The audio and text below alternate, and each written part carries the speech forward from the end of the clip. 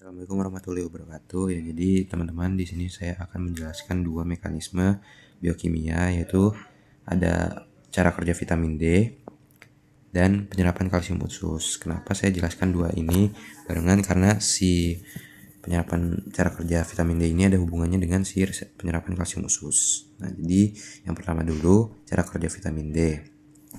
Kita perlu tahu bahwa vitamin D ini, ya, vitamin D aktif itu ini yang nantinya akan berikatan dengan vitamin D reseptor atau VDR.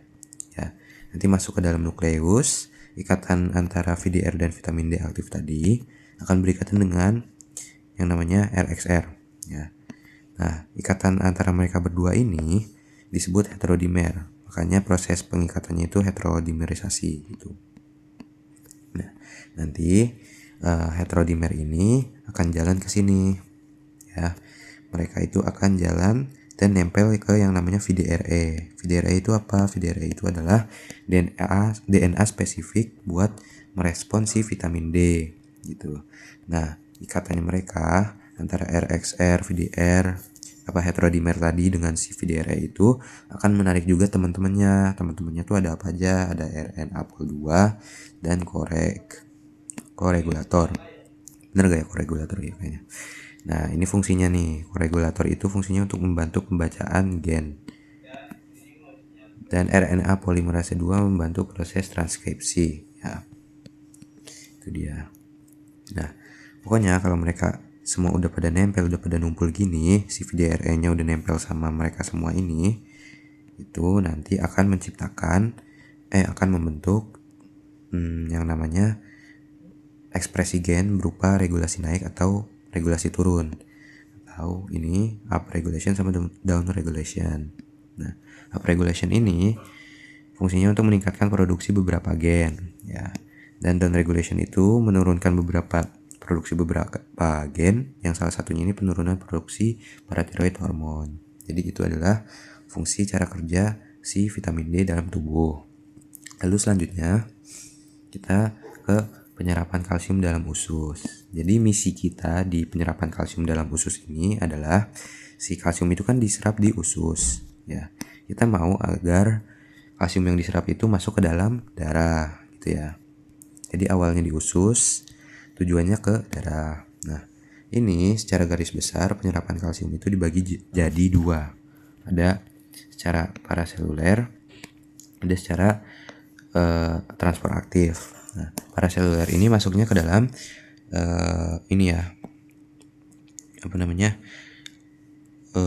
yang pasif. Artinya apa kalau pasif? Artinya dari konsentrasi tinggi ke konsentrasi rendah. Ya, berarti di usus itu konsentrasinya tinggi, di darah itu konsentrasinya lebih rendah. Makanya si kalsium bisa melewati celah-celah ini nih. Nanti yang terlibat di sini ini sebenarnya kayak lewat doang sih, lewat gang gitu ya. Tapi nanti bakal ada Claudin 2 dan Claudin 12 gitu dalam si proses paraselulernya itu. Oke. Melewati celah antar sel sudah saya tulis di sini. Lalu terus selanjutnya ini dia transport aktif dibagi jadi 3. Ada difusi terfasilitasi. Oh ya, transport aktif itu berarti ini ya, dari konsentrasi rendah ke konsentrasi tinggi, dia melawan gradien konsentrasi. Oke. Sebentar. Nah, ini dia difusi terfasilitasi. Si kalsium ini nanti dia akan masuk lewat gerbang namanya TRPV6. Di TRPV6 kalau udah masuk si kalsiumnya ini, dia bakal numpang ke taksi namanya kalbindin D9K, ya. Dia untuk transportasinya si kalsium selama di dalam sitosol, ya kan.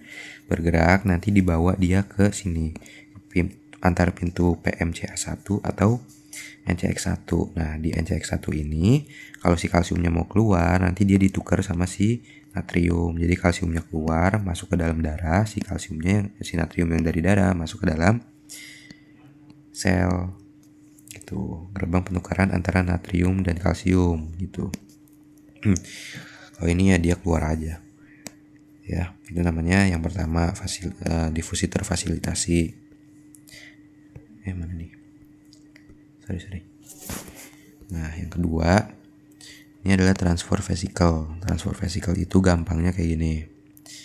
Dia itu kalsium masuk, dibungkus, terus dibungkus dibawa ke sini, dikeluarin, udah. Dibungkus dimuntahin gitu.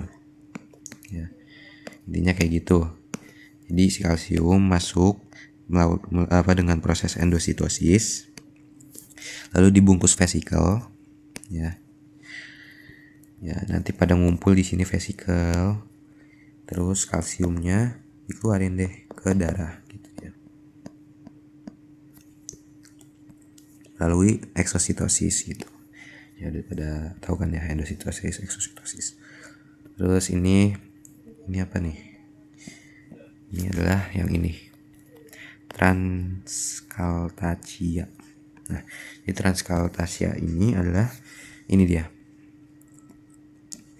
VDR, vitamin D reseptor, nanti nempel sama enzim namanya MARRS, yang dimana nanti ikatan mereka berdua ini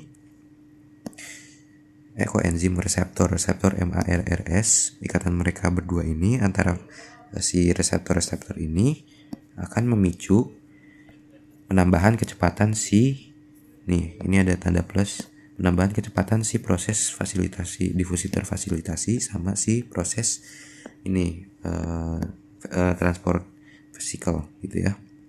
Fungsinya itu aja sih, dia kayak lebih memicu peningkatan kecepatan DF dan TV ya. Gitu. Ya, terus di sini ada yang kita bahas tadi, ikatannya si vitamin D sama VDR. Kalau kalian lihat teman-teman di sini kan VDR itu kan ada di dalam nukleus ya. Kenapa? Karena si vitamin D itu kalau nggak salah dia termasuk kolesterol, dan karena kolesterol itu lemak ya jatuhnya. Jadi dia tuh bisa masuk ke dalam membran sel dengan mudah karena si membran selnya sendiri itu kan terdiri dari fosfolipid bilayer itu ya. Jadi dia ramah sama si lemak. Jadi kalau lemak langsung masuk aja gitu. Karena temennya gitu. Langsung masuk ke sini. Nah, ini VDR nanti dia kan berikatan. Terus dia nempel sama yang ini DNA ini. Jadi apa VDRE gitu ya. Nah, ikatan dia sama ini nanti memicu yang namanya ini pembentukan ini TRPV6 kalbindin yang tadi kita bahas. Ini fungsinya apa? Membentuk itu supaya makin banyak yang jadi TRPV6, makin banyak yang jadi taksinya, makin banyak itu artinya makin banyak yang bantuin, makin cepat prosesnya gitu dia ya. Nanti kalian bisa baca sendiri ya, saya taruh link PPT-nya di kolom deskripsi. Terima kasih sudah nonton.